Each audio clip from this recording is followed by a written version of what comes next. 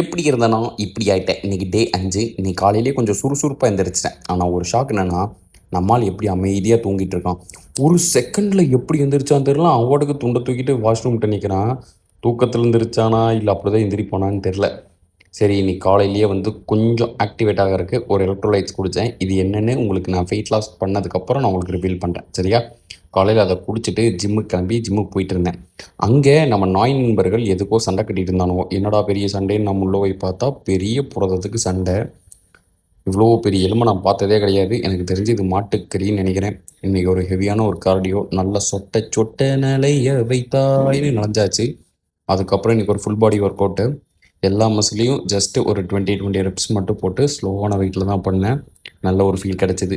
Wait பார்த்தீங்கன்னா 99 இருந்தது. இன்றைக்கி 101 காட்டுது. அப்படின்னா பயக்க தேவையில்லை, அது குறையும். அப்புறம் பசங்க தனியாக முட்டை செஞ்சுட்டு இருந்தானுங்க. அதில் வேறு முட்டையில் இந்த ரத்தம் இருந்துச்சான். அதனால் ரத்தத்தை சாப்பிட மாட்டானுங்க. ஏன்டா கோழியில் இருந்தால் ரத்தத்தை திங்கிறீங்க, கோழி குஞ்சில் இருந்தால் ரத்தத்தை திங்க மாட்டேங்கன்னு சொல்லி திட்டிகிட்டு இருந்தேன்.